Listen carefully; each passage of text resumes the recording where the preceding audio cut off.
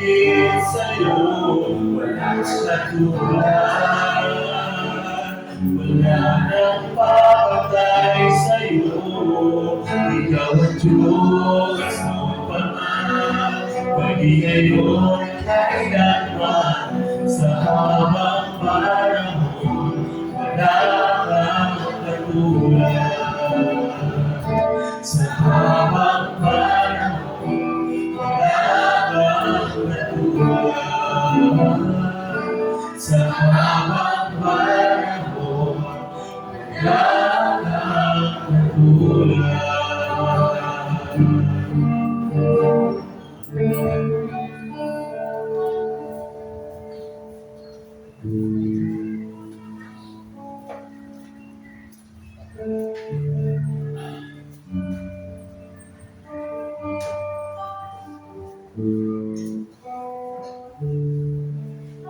Kaya kung Panginoon, wala kang katulad, walang makaingin sa iyo, walang ikapapagday sa iyo, oo, Panginoon, kulang lahat, ang salita, Panginoon, pagmarikarawan, Panginoon, ng iyong kadakilaan. Salamat, Lord God, sa bayang nating kaisipan, Panginoon, na iyong unawa sa amin, at ang iyong kadakilaan, Panginoon, ang iyong biyaya, pag-ibig, ang iyong katahiyan, Panginoon. Naingawa ka, nasiguro, Lord God, kakilala sa iyo, patuloy kami umangha, Panginoon, sa kadakilaan. Patuloy kami galing ko, O Diyos, sa magkakaroon ng banal na takot sa iyo, Panginoon. Patuloy kami galing ko, Panginoon, sa pagkakawa at tunay, Panginoon, na pasasalamat at nakila, Panginoon, na kayo na napakadakilang Diyos, na kayo kailangan, Panginoon, kami na sa puti, Panginoon, nilikha mo, mas buhay sa iyo, hindi nilang pag-ibig sa amin, pag-ibig sa iyo, sa pag-ibig at iwala sa Jesus. Lord, kayo po para sa gawa nito, patuloy yung mahayan, patuloy yung mahayan yung kadakilaan, patuloy yung mga pagkakas. Patuloy ka namin na dakila dahil ito sa pagingin mo sa buhay ng bawat isa na narito, kayo po sa mga namin sa buhay, pinanipagiging sa pagkakas nito. Ikaw, Diyos, ikaw ang Diyos, kayo namin na dakila. Jesus' name we pray.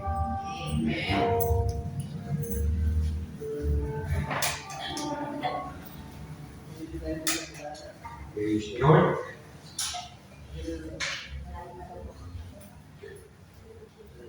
Sige ba gawin natin ang salita ng Panginoon sa 2 Timothy chapter 3. At ayaw yung bigyan ko po pagkatang mensahe ito in the last days. The last days o sa mga huling araw. 2 Timothy chapter 3, 1 to 5.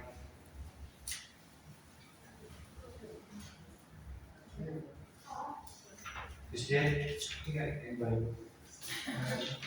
Hindi ko na kailangan. 2 Timothy chapter 3, 1 to 5. Dapat mong malaman na sa mga huling araw ay darating ang mga panahon ng kaguluhan, sapagkat ang mga tao ay magiging maibigin sa sarili, maibigin sa salapi, palalo, mapagmataas, mapagsamantala, suwain sa pagkulang, walang utang na loob at nakastangan sa Diyos. Sila ay magiging walang pagmamahal sa kapwa, walang habag, mapanirang uri, walang pagbibigay sa sarili, marahas, at walang pagpapahalaga sa mabuti. Sila ay magiging mga taksi, padalos-dalos, mayayabang, maibigin sa kalayawan sa halip na maibigin sa Diyos. Sila ay may anyo at pagiging makadiyos, ngunit hindi naman makikita ang kapangyarihan nito sa kanilang pamumuhay. Iwasan mo ang kanyang uri ng mga tao. Ang Panginoong Diyos po magpala sa kanyang salita. Yes, ipapatuloy po tayo sa tema natin, the church. And if we look back all the way from the birth of the church, sa nangyari nga po sa Acts chapter 2, and now, sabi natin, hindi 2,000 taon na ang nakaraan mula ng silang ang church. Marami papatalong tayo, ano na ang church? Yun. Now, sabihin natin, 2,000 years old na siya. Or more. Marahil, you look at the church na hindi ganoon don't know it's the exact word, pero makasabi natin hindi ganun ka-impressive, man salita, o sabihin natin hindi ganun nakaka-bless, na itong church na sinabi ng Panginoon, ay tatayo po ang aming iglesia at sa kapangyarihan ng kamatayan ay hindi magtatagumpay laban sa Kanya or the gates of hell will not prevail against it. And you think like parang hindi naman, maraming pag-aaway-away o pagkakahati-hati, tila mas maraming bula ang church kaysa sa tunay na church.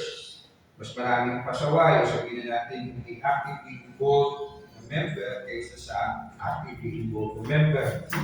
Ikuntin na mas malakas ang hatak ng mundo kaysa sa hatak o influensya ng church sa mundo. Minority ang church. And yes, it would think like mas maraming masama kaysa sa mabuti. Anong epekto ng church? Anong ginagawa ng church? At hindi nga ba ito sinasabi ng ating talatang pinagbubulay-bulayan? Kaya sabi ko, verse 1 in chapter 3, dapat mong malaman na sa mga huling araw ay darating ang mga panahon ng kaguluhan. Sa ESP ay times of difficulty. Magiging mahirap ang panahon, ang buhay. Yung word ko dito na translate sa Tagalog ng kaguluhan, sa Greek ay kalepos. Ang ibig sabihin ay difficult, violent. Sa Matthew chapter 8, isa lang sa ginamit, sa Matthew chapter 8, gusto ko lang basahin para ma-imagine natin kung how it looks like kung sinasabi ni Pablo na sa mga huling panahon ay magiging ay ang panahon ng kaguluhan. Matthew chapter 8, 28, sa dito po ay meron pong inaaniban, dalawang inaaniban ng masamang espiritu. Nang dumating si Jesus sa kabila ni Bayo, sa babae ng mga Gadareno, sinalubong siya ng dalawang lalaking sinasabihan ng mga demonyo. Sila ay nakatira sa lupingan. Napakabangis. Ito po niya yung salitang kalepos. Napakabangis nila, kaya walang sino man ang dumaraan doon. So, using itong word na kalepos dito po, sa dalawang inaalihan ng masamang espiritu at walang makadaan tao doon, dahil po sa dalawang ito na inaalihan ng masamang espiritu. So, we can imagine kung ano yung kaguluhan ng nangyayari. Sinasabi ni Pablo sa mga huling araw ay ganito ang mangyayari. So, itong naghahanap sa mga huling araw, hindi kahirapan, we will not be wise, we will not, kung hindi tayo mag-iingat bilang sa mga malalang talagang magwawander-wander tayo.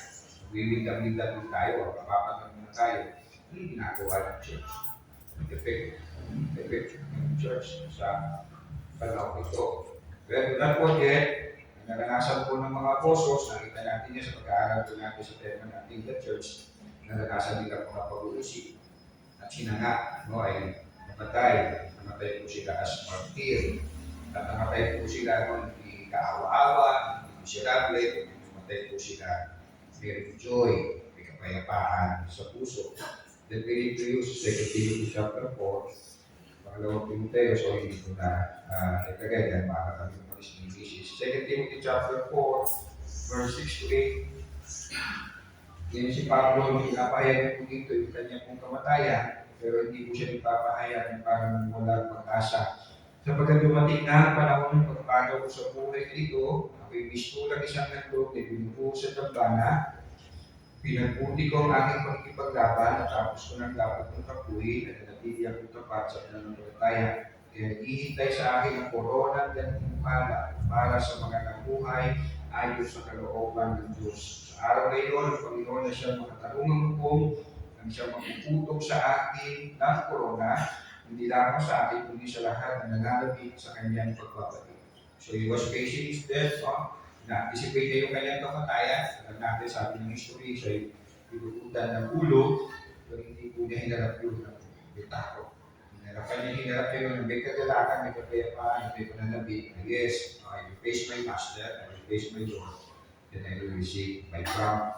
Ganun din po ang pinahayag po ni Peter, kaya kailangan po pagpasa sa 2 Peter chapter 1, 14 to 15. At opo, nagpatulog at papatuloy po ngayon sa ating panahon ang paglaganap ng pag-uusip. magpapahirap sa mga mananampalataya Kristiyano o sa maraming bahagi ng mundo. And again, sa mata ng mga walang pananampalataya, isipin nga nila, it seems na ang church ay bigo, no? Ineffective. Ang church ay hindi matagumpay. Pero of course, alam natin hindi po ito totoo. Dahil yes, in the very last page of the scripture, sasabi, it will be all right. Kaya basahin niya lang po ninyo yung bahagi po ng banal na kasulatan, the last chapter of the Bible, Revelation chapter 22. Let me read to you Revelation chapter 6, bahayang katalata 6. Simula po verse 9 to 11. Here we can see na talaga ang Diyos po, of course, no, ay in control ng lahat. Even the very number ng martyrs, no, ay kanyang pinagdan. So, makita natin ang hindi ito dahil the overpower of church, hindi dahil sa hindi control ng Lord sa ibang mga bahagi ng buhay kaganapan sa mundo ito. Even the numbers ng martyr ay kanyang pong itinagdan. Revelation chapter 6, verse 9 to 11. 9 to 11. Nakalisin ng portero ang panlimang selyo, nakita ko sa ilalim ng dambana, ang mga kaluluwa ng mga pinatay dahil sa salita ng Diyos at dahil sa pagpapatutuo nila rito. Sumigaw sila ng malakas, O Panginoong makapangyarihan, banal at tapat, gaano pa katagal, bago ninyo hatulan at parusahan ng mga tao sa daigdig na pumatay sa amin. Binigyan ng puting kasuotan ng bawat isa sa kanila at sinabi sa kanila, magpahinga ng kaunti pang panahon hanggang sa mabuo ang bilang ng kanilang mga kapatid at kapwa malingkod ng dugo na papatayin din tulad nila. Sabi, tinakda ng Diyos ng bilang ng mga martyrs. Again, sa mata ng mundo, isipin, asan ang Diyos nyo? Ba't iniligtas yan? Ba't binalatan ng buhay? Asan ang Diyos nyo? No, para mapapalikan ninyo ang church history, no, kung paano po binotorture, mas malupit pa po sa paksyado ng mga Kristiyano. Again, no, kung merong bilang na tinagda ang Lord, no, ako, prayer ko, sana hindi ako kasama sa bilang na ito. Pero there is, no, merong tinagda ang Diyos na bilang na mga martir. So again, sa mata ng mga believer, they will take time, no, wala yung Kristo nyo. Wala nangyayari sa church nyo. Now, ano po ang cause ng kaguluhan dito? Sabi po talapin Pinagpupulay-Pulayan, verse 2 to 5. Sapagkat ang mga tao ay magiging maibigin sa sarili, maibigin sa salapi, palalo, kapag mataas, mapagsamantala. Alam na tayo sa dali. So, mangyayari kung kaguluhan sa buhay nito, hindi dahil po, no, tagutong, hindi dahil po sa giyera.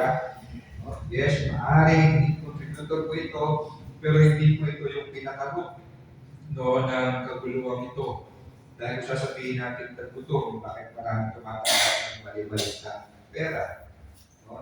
Bago po sila tumanggap ng mali-mali na pera, ay hindi naman sila namamatay sa gutom.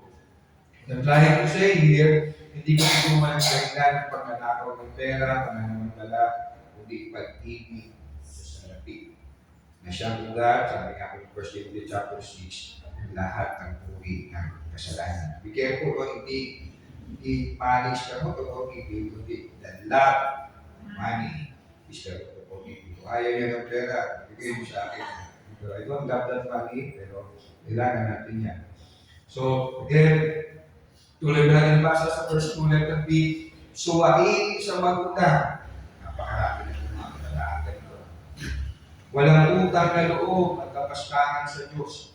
Sila'y magiging walang pagmamahal sa kapwa. Walang habag na naman mapanirang puri. Walang pagpipigil. Walang karinig. Ito yung cause at kaguluhan sa buhay. Sa uling mga araw. Hindi tagutong, hindi karahasa, hindi gera, hindi itong mga ugali ng tao. Walang pananampalataya, dahil sa walang pananampalataya, walang pag-ibig sa Panginoon. Walang pagpipigil sa sarili, marahas at walang pagpapahalaga sa mabuti. Sila'y magiging mga taksi, padalos-dalos, mayayabang, maibigin sa kalayawan, sa halip na maibigin sa Diyos. Again, it's not about dahil kagutuman, kung ikaw wala ng pananalig sa Diyos, walang pag-ibig sa Diyos, mayroong pag-ibig sa salapi. And yes, think about our nation, known as Christian nation. Bansa na kinikilala, sa Southeast Asia o sa Asia, Kristiyano bansa. Pero yes, hindi may tatanggi kahit tayo Pilipino sa Japon napaka-religyoso, pero hindi may tatanggi sa mata ng mundo, napakarami natin mga pasaway na ginagawa. Maraming kasamaan ginagawa ng ating bansa. Pero if you ask me kung saan ko gusto mong tumira, tumanda, tumatay, pipili ko pa rin ang Pilipinas. Bagamat hindi ko sinasabi ko na dahil ako ay nagkaranasan ng mag-round trip around the world or inaral ko ng malalim o mga kultura o galing ng mga iba-ibang bansa. Ako nakarating ako sa pista ng bansa. Pero yes, nagpipili ko ang bansa, Pilipinas. Yes, we are so religious, pero hindi natin may tatanggi na napakalagahan din ng kasamaan sa ating bansa kahit na tayo nga po ay napaka-religyoso. Nagagawa panamantala kahit yung panahon ng pandemic.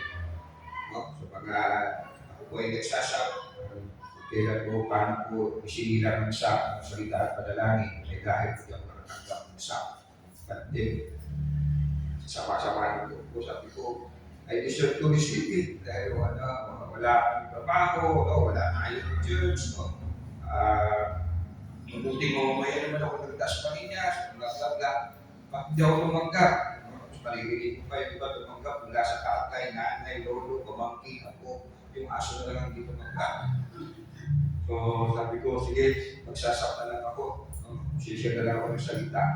At mananalangin. Napaka-religyoso natin Pilipino, pero nagagawa ng tao ng Pilipino na manamantala kahit sa gitna ng giyera, sa gitna ng sigalos, sa gitna ng trahedya, napakaraming mga kababayan natin at ng worst, pati kung nasa pamahalaan natin ang nananamantala. And yet, tayo ay nagpapakita ng pagiging religyoso sa mundo. Pero hindi nga ba, ito yung sinasabi sa verse 5, sila'y may anyo ng pagiging makadiyos, ngunit hindi naman nakikita ang kapangyarihan nito sa kanilang pamumuhay. Sa government po natin, napakarami pong mga religyoso dyan. At kailangan, nagsalita din yung Pangulo natin, galing tunggera, napanggit niya, rawaan tayo ng Diyos. Napakarami religyoso, nalala ko, Christmas, uwi kami ng asawa ko, kasi nasa likod kami dumata, may nagkakaroon church dyan. Talagang yung tao, laki yung church na yun. Hanggang labas, pulong-pulo. Lalo-lalo na sa panahon ng Pasko, Holy Week, mga fiesta, mga simbahan na yung umapaw. At yes, kahit mga professing Christian, mga Christian churches, napupuno rin ang mga simbahan. Pero yes, hindi natin may tatanggi, nag-aanap ng kasamaan. Again, hindi nga kayo kung sinasabi ng verse 5, sila'y may anyo ng pagiging makadiyos, ngunit hindi naman nakikita ang kapangyarihan nito sa kanilang pamumuhay. Again, exactly word for word, pero si William Booth po ang sabi po nito, founder po ng Salvation Army. I just put yung maalala ko lang po mga sinabi niya. Religion without regeneration, church without the Holy Spirit, Christianity without Christ, forgiveness without repentance, politics without God, heaven without hell. At hindi nga pa ganito, church sa 21st century sa ating panahon.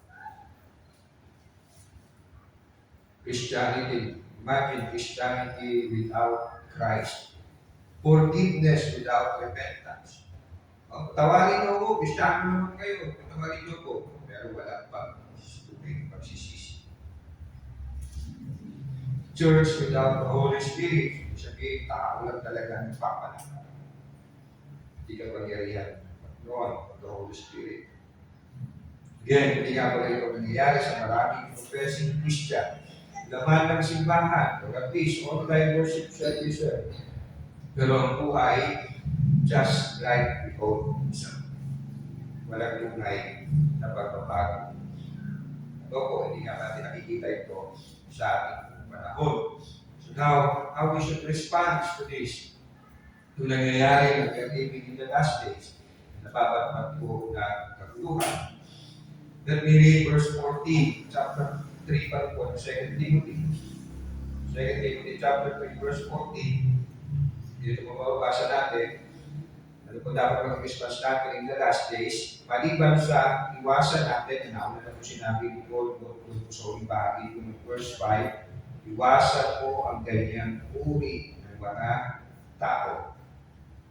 Ano ba po dapat natin gawin? Verse 14, ngunit ikaw, magpatuloy ka sa mga aral na natutunan mo at matibay mong pinaniwalaan sapagkat kilala mo ang mga nagturo ito sa iyo. So what should be our response as a church na living in the last days? Magpatuloy sa mga aral na natutunan natin. And here kay Timothy, kanino siya unang natuturo sa salita ng Panginoon? Una po siyang natuto sa kanyang nanay at kanyang lola. Dito mababasa po natin sa 2 Timothy chapter 1. 2 Timothy chapter 1, verse 5. Hindi ko nalilimutan ang kapag mong pananampalataya na naunang tinaglay ng iyong lolang si Loida at ni Eunice na iyong ina. At hindi akong nasa iyo rin ang pananampalataya dito. So si Timoteo po, na po niya natutunan ng salita po ng Panginoon sa kanyang lola at sa kanyang ina, Lola Luis at po ang kanyang nanay Eunice. Kailan po niya natutunan? Verse 15, mula pa sa pagkabata. Mula pa sa pagkabata. Alam mo na ang banal na kasulatan na may kapangyarihang magbigay sa iyo ng kabungan tungo sa kaligtasan sa pamamagitan ng pananampalataya kay Kristo Jesus. So, look at Timothy, natutunan po niya salita ng Panginoon. Infant pa siya, bata pa siya. No, siya po, natutunan niya salita mula po sa kanyang lola at sa kanyang nanay. Sa ating po panahon, gano'n natin ito po ang mga bata. Diba? Sabi niya, bata ka pa, laro ka lang yan muna. Tapos tuturuan na ng Bible, sanay na maglaro ng cellphone. Ayaw na. Hindi na mabitawan ng cellphone. Again, si Timothy, he learned, salita ng Panginoon, mula po sa bata pa siya, sa kanyang pong nanay, at sa kanyang lola. Eventually, of course, kay Paul. Pero hindi po ang sinasabi po ng banal na kasulatan tungkol kay Timoteo sa Acts 16. Sa Acts 16. Nakita natin dito, hindi po siya katulad noong sinasabi po ni Pablo sa verse 5. Kay Timoteo, nakita po yung kapangyarihan ng Diyos sa kanyang buhay. Acts 16, simula verse 1. Nagpunta rin si Pablo sa Derbe at sa Listra, may isang alagad doon ang panganay Timoteo, ang kanyang ina, isang mananampalatayang Hudyo, at ang kanyang ama na may isang Griego. Mataas ang pagtingin ng mga kapatid sa Listra at sa Iconio kay Timoteo. Hindi po ito sumutukoy sa kanyang buhay. Ibig isama ni Pablo si Timoteo kay tinuwigan at alakalan sa mga Hudyo sa Judeo dahil na bilang lahat na kanyang ama ay isang Griego. Eventually, sinama po ni Pablo si Timothy sa kanyang komisyon. So si Pablo naman po ang patuloy na nagturo sa kanya ng salita ng Panginoon. Opo, ang tinuro ko sa kanya ng kanyang pong mga nanay tulad niya, Pablo ay ang salita ng Panginoon. Verse 16 and 17. Ang lahat ng kasulatan ay kinasihan ng Diyos at kapakipakinabang sa pagtuturo ng katotohanan, sa pagsasanay sa kamalian, sa pagtuwid sa libong gawain, sa pagsasanay para sa matuwid na pamumuhay. Kaya opo, in the last days, kailangan natin ay ang salita ng Diyos. O hindi natin sasabihin, wala naman nangyayari. Look at people around us. Look at people saying that they are Christian. Look at people na laman ng simbahan, yung buhay nila. What effect ito? No. Kaya sabi ni Pablo, stay in. Manatili ka, magpatuloy ka sa salita ng Panginoon, iwasan mo yung mga tao. So again, what was Paul saying to Timothy, I'm telling you, sa last days, magiging mahirap, pero ikaw, patuloy ka lang sa salita ng Panginoon. Kailan niya natutunan? Since bata siya. What was Paul saying? Natutunan mo since bata ka, yan ang pagpatuloy mo. Hindi niya sinabi, tuloy ka lang, kasi someday may mga darating na namang ibang mga turo. Tuturuan ka ng mas effective na yun. Yung mga bagong katuruan, may darating ng mga bagong discovery na hindi umano, ito yung mga nawawalang bahagi ng Bible. Wala na gano'n. Kundi sinasabi niya, itinuro sa iyo since birth, since bata ka, yun ang pagpatuloy mo. Stick to that. Stick to that message. So never doubt yung salita ng Panginoon.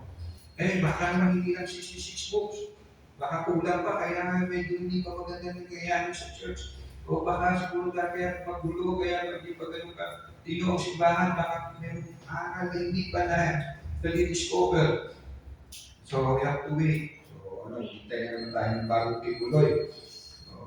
No, sabi ni Pablo, no. You stick doon sa tinuro sa iyo, yung nanay mo, yung lola mo, yung bata ka pa. At probably, alam niyo, na-share naman ito ni Pastor Ate, meron siyang babae, din check ko kung sino man ito, ano papaupo niya. Pero yun nga, narinig ko, sabi niya, pinaka-mentor niya ay ang Diyos. So wala siyang director, wala siyang mentor sa kanya, wala siyang pinapakinggan, kundi ang Diyos. Kung sino mang Diyos yun, ito, no. Again, hindi ko siya kilala, hindi ko siya pinaka-background check. At yun, nag-name drop nga siya ng mga, nag-name drop siya ng mga false teacher. Well, yes, totoo po na may mga false teachers. Sabi naman po yan ng Bible. At yan po isa sa mga tanda po ng pagpapalik ng Panginoon. Maraming magulaang propeta, magulaang pangangaral. At yes, worse, I would say, nakaka-discourage talaga, maraming mga man of the word of God.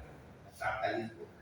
Akala natin, isip natin, all we thought that they were men of God, pero tumalikod. Tumalikod sa pananampalataya, kasi kung nag-perish ka, hindi talaga sila tunay na mananampalataya. Sa ating question chapter 2. Maalala ninyo, kung nag-series tayo dito na mula sa puna, Stop Taking the Church. Si Joshua Harris. Ngayon, si Joshua Harris po, talagang hindi pa nagsisisi. Talagang tinalikuran niya ng pananampalataya niya. Siya na isang LGBTQIA crush na at tinalikuran niya itong kanyang faith. So marami pa po, may mga napanood na po na nakikita sa CCF, sa malalaking simbahan dito sa Pilipinas, at mapapalitaan po, wala na. Some of them ay may kaso ng sa pera, some of them may kaso ng babae, some of them may kaso ng rape, at some of them, we don't know, I'm not saying na talagang sila tutunay na, kasi only God knows, kung mamatay sila na at-repenta, ito ka, maaaring talaga sa tutunay na mananampalataya. I used to say this sa inyo, hindi ko naman sinasabi ito ng paulit-ulit, para sabihin sa inyo na sabi, I will do this, God forbid. Yes, ito nga po, dumating ang panahon na ako mismo malikod sa pananampalataya. Ano dapat ang inyong maging response? Kaya sinabi ni Pablo, magpatuloy kayo sa salita. Kasi remember, sabi po yan ng Panginoon, in the last days, marami ang tatalikod sa pananampalataya. So we will not doubt the head of the church of Exabe, even the gates of hell will not prevail against it. Ang i-doubt natin, yung mga tao, pero huwag kasalita. Kaya sabi ni Pablo, babat ng kasamaan ng mundo, pagpatuloy ka na sa salita ng Panginoon. Dapat sa pagkabata mo, ay tinuro na sa'yo. Stick to it. Whatever happened, panghawakan natin, tayuan natin ang salita ng Panginoon. Let me end giving you 3 signs of false teachers, false na mga ngaral. By the way, hindi ko sabihin pag nagkamali ng aral ay false teacher na. Amen? Wala akong perfect na pastor, teacher. Ang perfect lang ang salita ng Panginoon. Okay? Pero kung yung nagkamali ng pastor, sino man ang nangaral, pagkatapos yung paliwanagan, he o she stick pa rin doon. Pero nag-isip talaga false teacher na siya dahil hindi na siya nagpapatuloy. So let me give you, para madali yung tandaan, ABC lang. So 3 signs, maraming signs, pero we just give you 3. baptisuhan tayo sa inyo po, ayaw nyo ang nagagay ng kaulo. So, kasi wish ko po sa akin yung aking loob, ano ko. So, let me give you three ABC. Una, attest to the essential doctrine of Christianity. Ibig sabihin, sinabi natin attest to talagang tinatayuan niya, no? Pinaniniwalaan niya ang mga essential doctrine of Christian faith. Katulad na gospel, no? Remember sabi ni Pablo, siguro maganda basahin natin, Galatians chapter 1, Galatians chapter 1, verse 8 to 9. Subalit kahit kami ako, Apostol Pablo, Apostol Peter, sa kapwa kong apostol, o isang anghel mula sa langit, kundi sa ilalim ng lupa, kundi sa langit, ang mangaral sa iba ng magandang balita na iba sa ipinapangaral namin sa inyo, parusahan nawa siya ng Diyos. Sinabi na namin ito sa inyo at ulit ko ngayon, parusahan nawa ng Diyos ang sino mang mangaral sa inyo ng magandang balita na naiiba kaysa sa pinagdang balita. So, kung tinuturo ko niya, hindi po yung gospel na tinuturo ng Biblia, ang gospel is about what? The very significant, the significance of the Bible, pinakagamin, teaching, pinakamahalagang aral. Diba yun? Yung tatlong S, the source of the gospel is God, and the story of the gospel is about the life, death, resurrection of Panginoon. And of course, sa pagpusa essential teaching, ay ang tinuturo pa tungkol kay Kristo, si Jesus. Kung sabi ni Jesus, pagi pa maniwala kayo, ako yung nga, mamamatay kayo sa kasalanan. Sabi niya sa John 8:24. So, the attest to the essential doctrines of Christianity. Pangalawa, letter B, he or she brings you to Christ. Not to himself, to yourself. No? Dinadala tayo sa Panginoong Jesus, hindi sa kanyang sarili. Isa po yan sa commonality po ng mga kulto. Pero silang leader na dinadirect nila yung leader niya, dinadirect niya follower niya to himself. Nabigan siya sa mga apostol, tinuturo nila ang mga tao kay Kristo. Pero si John the Baptist, no? Si Herodes, takot siya kay John the Baptist, people were thinking na siya ang Mesiya, no? Pero ano siya sabi niya? Mataas si Kristo, mahal ka ba? So people, bringing people to Christ. Sila po, sila Peter, lahat sila, ang tinuturo nila ay si Kristo, hindi ang kanilang mga sarili. Hindi yan sinasabing follow me. Yes, ikaw may sinabi siyang follow me as I follow Christ. O imitate me as I follow Christ. So, attest to the essential doctrines, brings you to Christ, not to himself, not to the organization, or not to the whatsoever. Pangatlo, letter C, characterize the characters of Christ. Kita natin yung katangian ni Kristo sa Kanya. Katulad ng pagpapakumukha. Yung pagiging lingkod, kung meron siyang gagawin servanthood heart.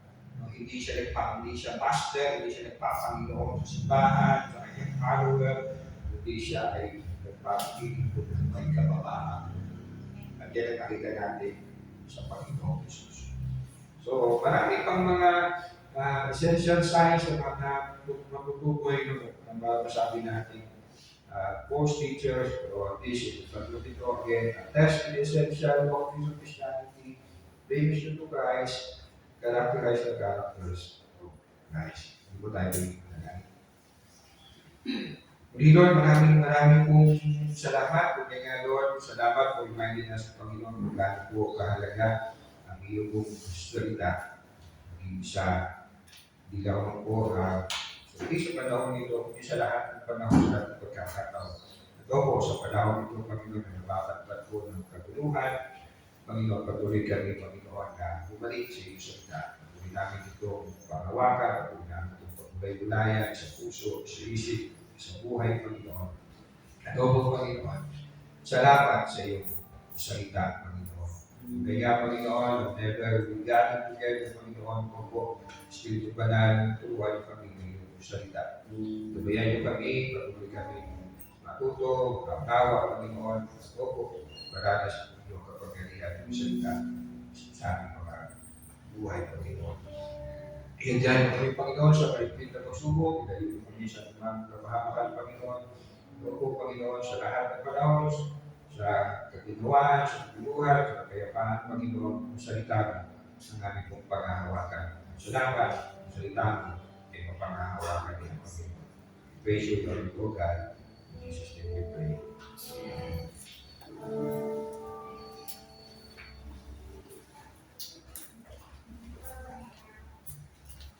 Praise the Lord. Salamat po sa salita ng Panginoon. Tayo po ay dumako sa ating pagbigay ng ating offering.